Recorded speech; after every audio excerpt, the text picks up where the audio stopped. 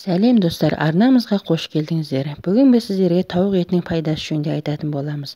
Тауық етінде дәнекер тіндер өте аз болып келетіндіктен көбіне нәзік әрі жұмсақ болады. Құс етінің ақуызында сирек кездесетін қышқылдар және қанықпаған май қышқылдары көп. Олар тез ериді, өте сіңімді. Асқазан ішек жолында тез қорытылады.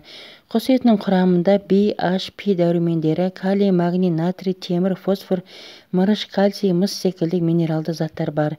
Диетологтардың көбі адамның қалыптасып қалған тамақтану үрдісін өзгерту керек дегенді айтады. Мамандарымыз мұндай кезде қой, сиыр, тіпті жылқы етінің орнына тауық пен балық етін жеп тұрған жөн деп санайды.